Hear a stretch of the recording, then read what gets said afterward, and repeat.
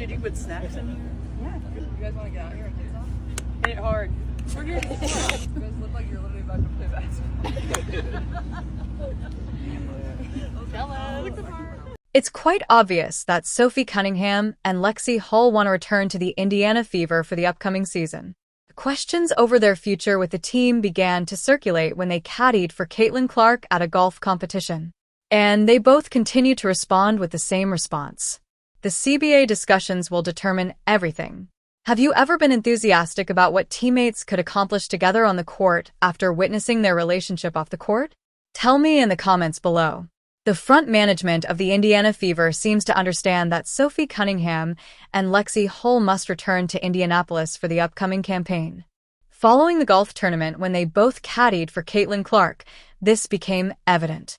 The entire situation demonstrated the three of them's compatibility and rapport, which is just what you want to see in off-season teammates. Oh! This is making me nervous. Cunningham! Yeah, guys, come on! Yeah! Let's go! Oh, is that bad?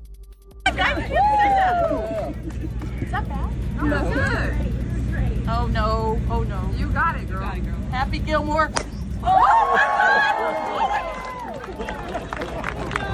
Man down! Man down! He's down! Woo! I'm so sorry.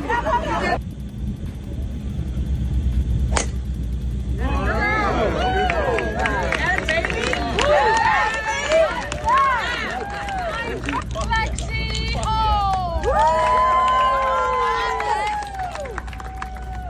Show Caitlin how it's done. Don't hit me one, Lexie! I'll try not to, thank you. Don't break my driver now. Yep. It's important. Let us clarify why this is important. Their nickname for Caitlin is more than simply adorable. The fact that Sophie and Lexie are both proficient basketball players. You can't teach the energy that Lexie Hull provides. She is able to shoot. Without the ball, she moves fluidly. And every team needs someone like her as a glue player. Sophie is different but comparable. She is versatile, has some ball handling skills, and can shoot from outside. They are unquestionably a part of this team's depth and core, even though neither is Aaliyah Boston nor Kelsey Mitchell. It also helps that they both have excellent relationships with Caitlin Clark. In basketball, chemistry is important. On the court, it's evident when players truly get along and know how to play together. Additionally, it is evident that Sophie and Lexie get along well with Caitlin, which improves the dynamic of the entire squad. Let's not be dense. The Fever front office realizes the caddy connection belongs back in Indianapolis next season. There's a lot of pomp and circumstance around Sophie Cunningham and Lexie Hull serving as Caitlin Clark's caddies during that golf event. Shows you the rapport, the chemistry, not to mention that those two can play, right? Lexie Hull has that energy you just can't teach, can shoot the ball, moves without the ball, a glue type of player. Same thing with Sophie in a sense, just in a different... It's also important to note that Sophie and Lexie recognize how beneficial their relationship with Caitlin is. Everyone's profile is raised when they play alongside one of the biggest names in women's basketball. The attention that comes with being Caitlin's teammate has been very helpful to Sophie. She is astute enough to see it and appreciate the benefits of being in Indianapolis. Sophie consistently responds with the same response when people ask her about her prognosis with the Fever. When asked about Caitlin during the golf event, she responded that she is a generational player and that everyone can see that she uplifts everyone around her. Sophie went on to say that they should be reunited based on the CBA and current events. She added that although the team gets to see Caitlin's silly side, others view her as serious. Sophie's standard response is essentially based on the CBA statement. She has not yet stated if she would personally like to return with the Fever. She's betting on whether there will be a season at all, which is wise given the complexity of the CBA discussions and the uncertainty surrounding their outcome.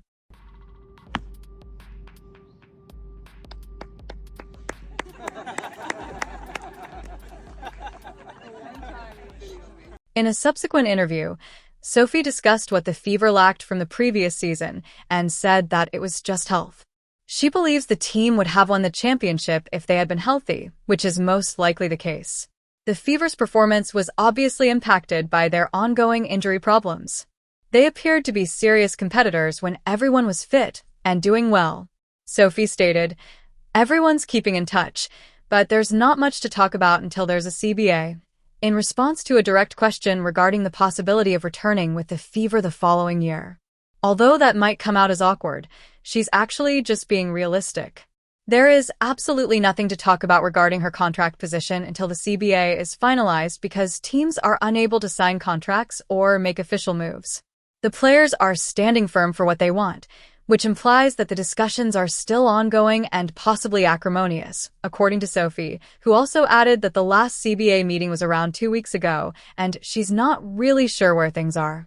The players demand better circumstances, greater compensation, and better things in general. It's clear that the league has financial limitations and other issues. It takes time to find a middle ground. She was even questioned about Project B, the recently popular new league. Why wouldn't you consider it if people are willing to give you multi-million-dollar deals? Sophie asked, which is a sensible stance. Players must make the most money they can during their brief careers. It's difficult to blame anyone for at least hearing the pitch if a different league offers greater money. Here's the problem, though. Players nearing the conclusion of their careers who wish to get compensation before retiring appear to be the objective of Project B. It is retaliating against the leagues supported by Saudi Arabia that have been stealing talent. Given Caitlin Clark's present financial status and professional position, her joining Project B would be simply fantastic. Project B is not necessary for her. Her WNBA contract will only improve as she advances, and she is currently earning a respectable income from endorsements. Next up is Unrivaled, which appears to be aiming for up-and-coming younger players. Players that seek more money and competition after graduating from college. That league appears to have a lot of momentum and has already recruited a number of well-known players. However, all of this is complicated by the fact that CBA negotiations are still ongoing. The CBA negotiations are made even more complicated by the fact that several players in management positions are also linked with or play for these other leagues. Conflicts of interest can be found anywhere. In addition to bargaining for the benefit of all WNBA players, everyone is attempting to optimize their individual circumstances. It's not simple. How much their association with Caitlin Clark helps them as well. So, assuming all things get worked out the way one could see things getting worked out based on the past, both Sophie Cunningham and Lexie Hull will be back. One should not see Sophie's remarks regarding Project B as a warning. She's quitting the Fever or the WNBA. She's simply stating that she doesn't condemn someone for seizing chances when they present themselves. Additionally, it's obvious that she won't commit until the paperwork is finished and the CBA situation is settled. That's the wise thing to do. Wait until you are aware of all of your possibilities before making any commitments. It's probably a good thing that the CBA front has been quiet lately. Negotiations are typically not going well when both parties are publicly grumbling in the media. Being quiet indicates that they are genuinely working to close a transaction and making progress. In light of the upcoming draft lottery on November 23rd, the league is proceeding as usual. It's another encouraging indicator. The main truth is that Sophie Cunningham and Lexie Hull are almost certain to return, unless there is a drastic event, such as a lockout that ends the season or a CBA structure so different that it prevents the Fever from keeping their roster. The Fever has the right to match any offer Lexie receives from another team because she is a restricted free agent. She will therefore return unless a team makes her an outrageous deal that the Fever cannot or will not match. It's clear that Sophie has gained from playing next to Caitlin Clark. Her reputation has increased. Playing with someone so talented has enhanced her game.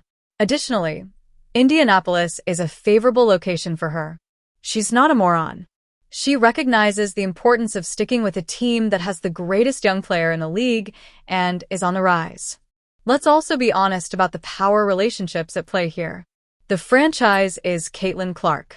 She's the reason why fans turn up, why games are broadcast on national television, and why the Fever went from being a non-entity to one of the league's most talked about teams. Caitlin will bring Sophie and Lexie back if she so desires. If her request is financially feasible, the front office won't turn it down. The Fever's social media staff obviously understands as well. With the title The Best Caddies, they shared pictures from the golf tournament that showed Caitlin, Sophie, and Lexie enjoying themselves while wearing Fever gear. It's not a coincidence. They're reiterating the idea that these three go together and that this is the foundation upon which they're constructing. The fact that Sophie and Lex agreed to be Caitlin's caddies also speaks to their self-awareness. They backed their teammate, arrived in Fever gear, and did it all with a sense of humor. That requires a certain level of comprehension of how things operate. They are aware of Caitlin's stardom. They are okay with the fact that she is the center of attention for the team. As supporting players, they feel at ease in their positions.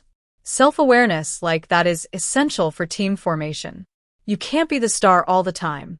The majority of players must take on complementary roles, which calls for a certain amount of character and maturity. Hiring players with strong character has obviously been a top priority for the Fever.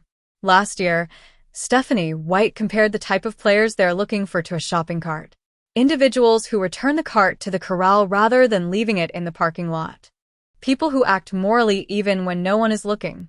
Dyrus Dantas was the only signing that didn't pan out.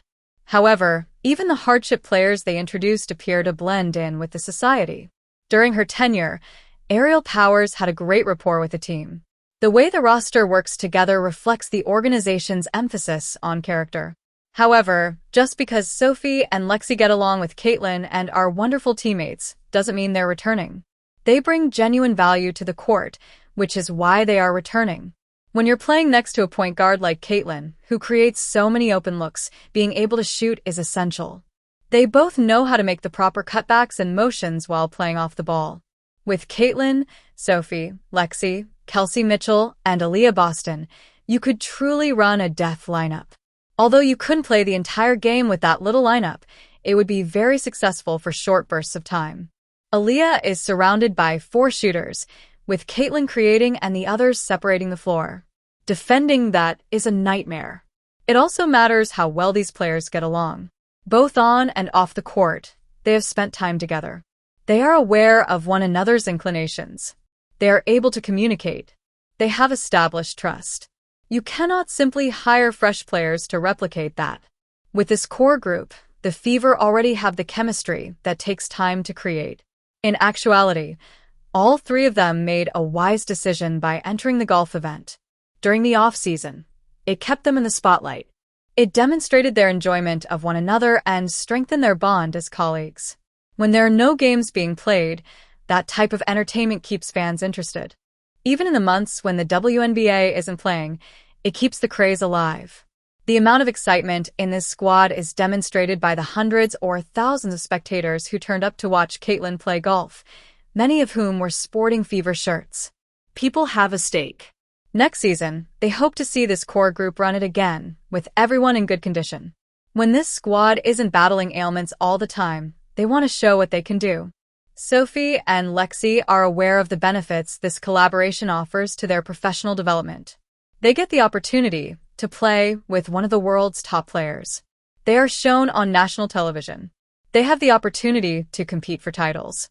They also benefit monetarily from being a part of a successful, well-liked team. Development on social media and prospects for endorsements. Being a part of a winning team and a star player leads to all of that. All of this is also understood by the Fever front office. By allowing Sophie or Lexie to discuss contract issues that can be settled, they won't ruin anything positive. They are aware of their possessions. They are aware of the genuine chemistry. And they are aware that if they remain healthy, this core may prevail. The main goal should be to get everyone back.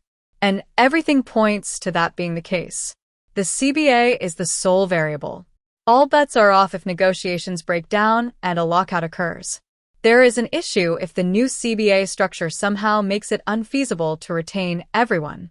However, Sophie and Lexie will be back in Indianapolis in Fever uniforms for the upcoming season if a deal is reached and the structure is comparable to what it is today.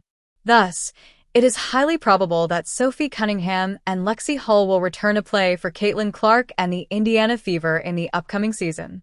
Everyone involved wants it to happen, and there is chemistry and value. Whether the CBA negotiations blow everything up is the only question. Please hit the like button and subscribe if you would want to receive updates on the Fever's off-season plans.